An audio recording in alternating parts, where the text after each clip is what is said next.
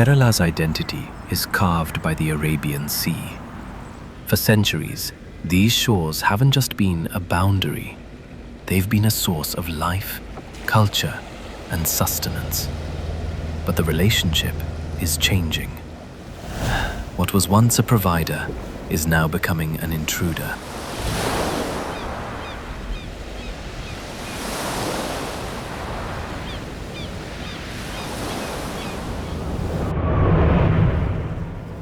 In Tumba, the threat feels seasonal, like an unwelcome guest that eventually leaves.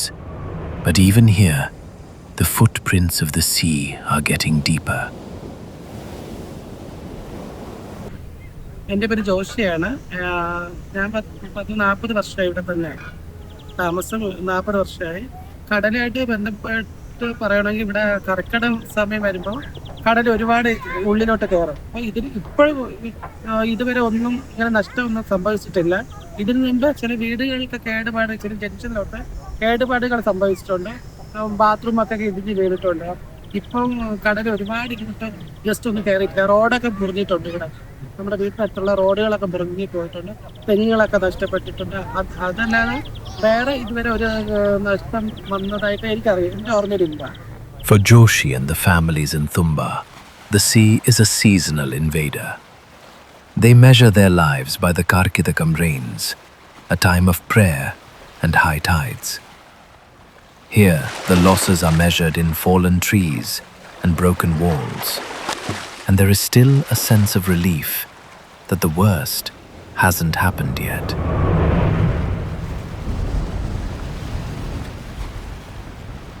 As we move north of Anjutengu, luck runs out. Here the sea doesn't just visit, it stays. These aren't just ruins, they are memories ripped apart. A ghosted landscape where families once sat for dinner, now reclaimed by salt and spray. When a harbour is built or a shore is filled, the sea doesn't just disappear, it is displaced. It finds new paths, often cutting through the very heart of fishing hamlets. Lorenz speaks of a community caught in a trap. The land they once owned is gone, and the compensation offered isn't enough to start over in a world where land prices have skyrocketed.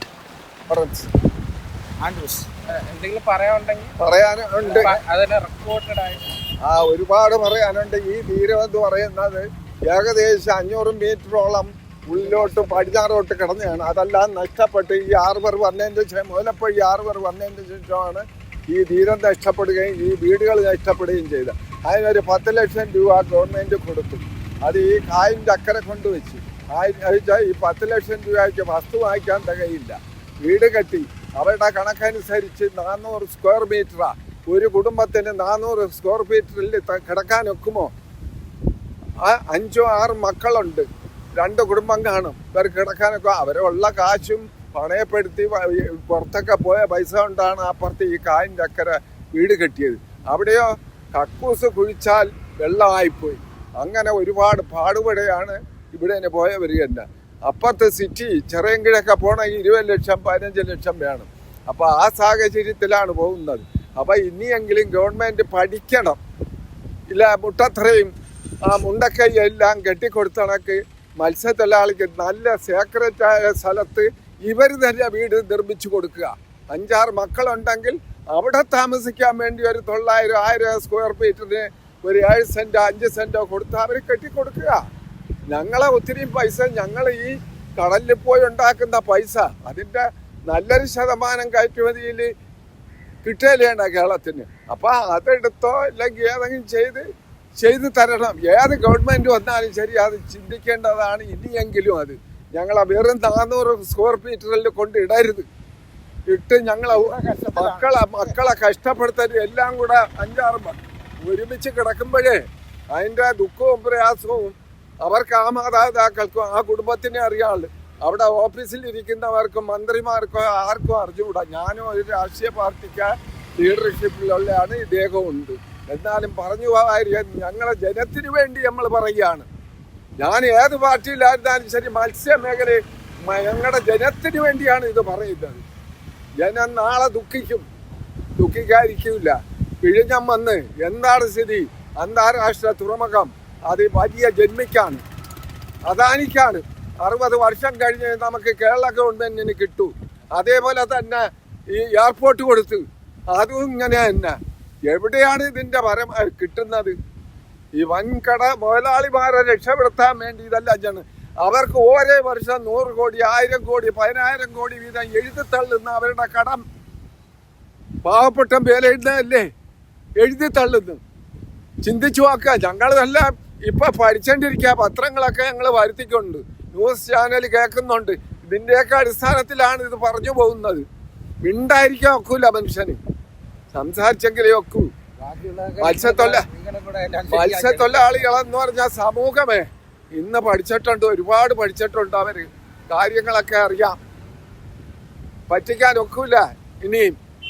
ഇനിയെങ്കിലും അറിഞ്ഞ് ചെയ്യണം. ഞങ്ങളെ തീരത്തിൽ നിന്ന് ഒരു വ്യക്തിയെ മാറ്റണമെങ്കിൽ അവന് നല്ല രീതിയിലുള്ള എക്സ്പോർട്ട് കൊടുക്കണം. 10 വീട് അവരില്ല മുണ്ടക്കയിലും ഈ എവിടെയാ മുട്ടത്തറയൊക്കെ ചെയ്ത് നല്ല സൂപ്പറായിട്ട് ചെയ്യുന്നു.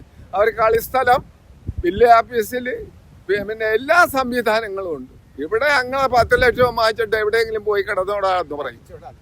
ആ വീട് പോയി ഇപ്പൊ ഇതൊരു 20 വർഷത്തിന്റെ ഇടയിലാണ് ഞാൻ ഇത് വലിയ പ്രയാസപ്പെട്ടാണ്. മറ്റേ കായലിൽ ചാടും, വെള്ളം കായലിൽ ചാടും, വണ്ടി പോകാക്കില്ല. ഈ മുഖ്യമന്ത്രിയുടെ ഒരു നവകേരള യാത്രയുണ്ട്. അപ്പൊ ആറ്റെങ്കിലും വെച്ചായിരുന്നു അത് ഉണ്ടായിരുന്ന. ഞാൻ മുഖ്യമന്ത്രിയുടെ അടുത്ത് സങ്കടമായിട്ട് പറഞ്ഞു അയാളുടെ അടുത്ത്.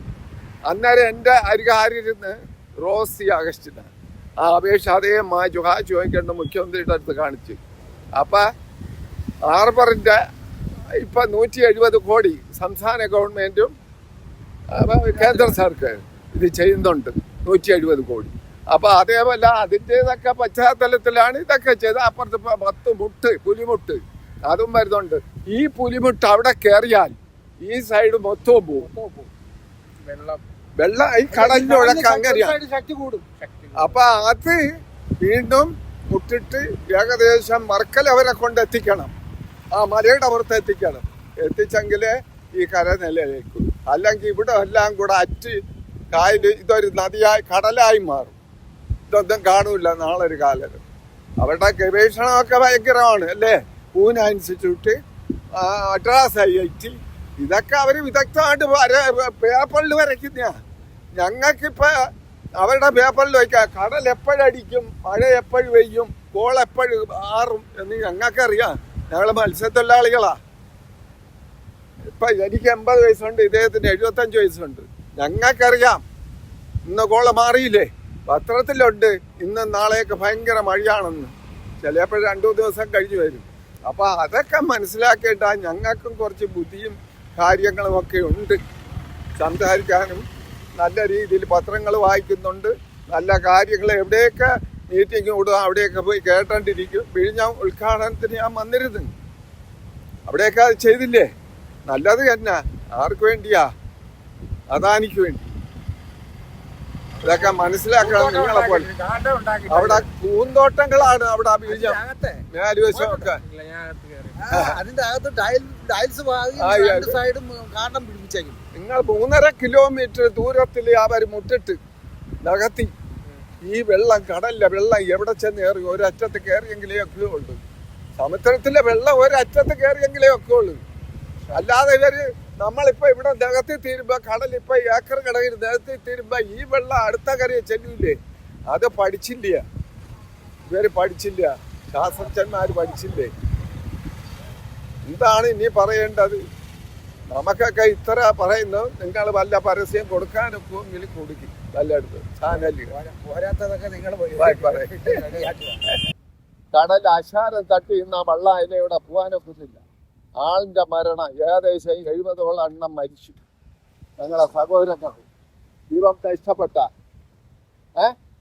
അവരൊക്കെ നഷ്ടപ്പെട്ടു. ഒരു പക്ഷേ ഇവര് പൈസ നമ്മളിപ്പോ ഗവൺമെന്റിന് കൊടുക്കണമെന്ന് പറയും. ഇൻഷുറൻസ് ഇല്ലെങ്കിൽ ഒരു പൈസ കിട്ടില്ല. 2 ഇൻഷുറൻസ് മെച്ചപ്പെട്ടിന്റെ ഒന്ന് ക്ഷേമനിധിയുടെ ബോർഡിന് ഉണ്ടെങ്കിൽ 20 ലക്ഷം രൂപ കിട്ടും. ഈ 20 ലക്ഷം രൂപ എല്ലാം ഒരു കുടുംബത്തിനൊന്നും പഠിച്ചെത്താനൊന്നും ഒക്കത്തില്ല. As the wind picks up over the granite walls, the silence in the harbour feels heavy. Lorenz couldn't help but remember the beautiful coast it once was. A place where the walk to the water was a journey, not a leap of faith. Now, he is left with the lyrics of an old song and a shore that exists only in his dreams. താഴെ ഒരു പാട്ടുണ്ടായിരുന്നു. ഈ കഴിഞ്ഞ ആഴ്ചയിലൊക്കെ ഉണ്ട്, അത് ഞാൻ വായിക്കും. തകഴി എഴുതി യേശുദാസ് പാടി. എന്തുവാ ചന്ദ്രകളകം ചാർത്തും തീരം ഭീമി ഒരു മനോഹര തീരത്ത് ഇനി ഒരു ജീവിതം തരുമോ എന്നുള്ള എന്തർത്ഥത്തിലാണ് ആ തീരം എവിടെയെന്ന്, ഈ മനോഹര തീരം. In Chalanam, the relationship with the sea has reached a breaking point.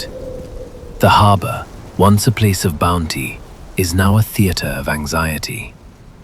The elders tell us the seasons they once knew by heart have become strangers.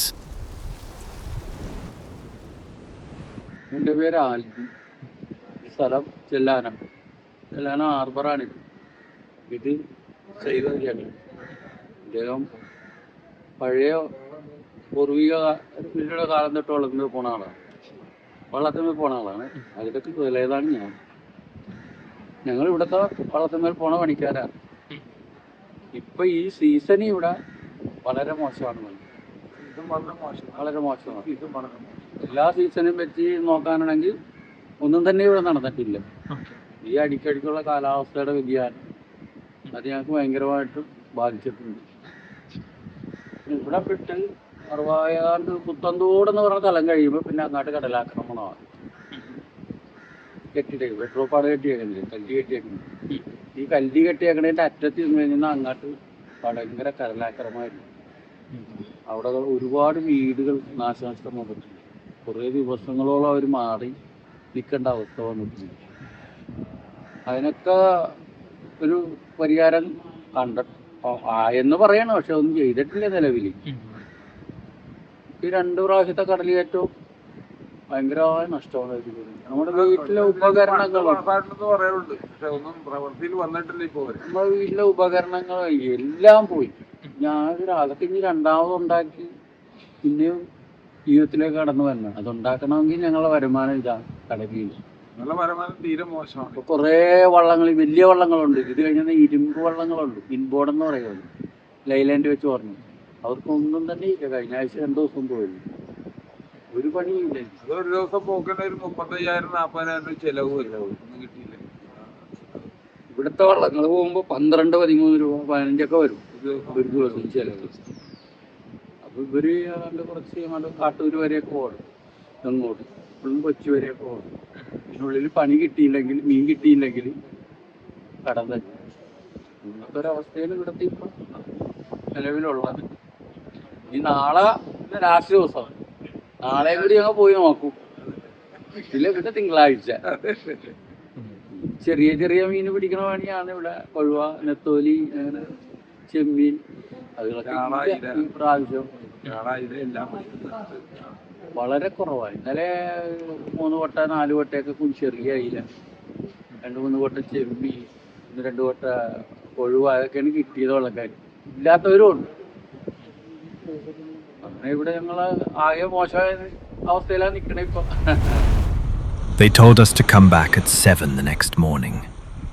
Watch the catch come in, they said, with a flicker of hope that tomorrow might be better. We prepared our gear, hoping to capture a moment of resilience. But the climate doesn't follow a schedule anymore. At 3 a.m., while the village should have been preparing for the morning launch, an unexpected storm tore through the coast. The lashing rain and winds didn't just rattle the roofs, they rattled the very plans of the community. By the time 7 a.m. arrived, there was no harvest, only the grey aftermath of a stolen day. This is the face of climate change for the common man. Not just a rising sea in the distance, but the theft of a night's sleep, a day's work, and the steady rhythm of a lifetime. Walking along these walls, you realize the tragedy. To survive, Chelanam has had to build a fortress against its own mother. The beach, the very soul of a coastal village, simply doesn't exist here anymore. There is only the sea, the stone, and a community living in the shadow of a wall, separated from the waters that once provided, but now only threaten.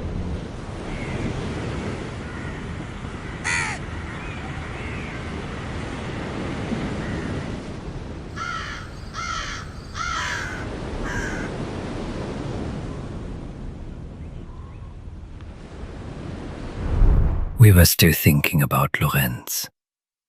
His voice, steady despite his 80 years, kept echoing in our minds.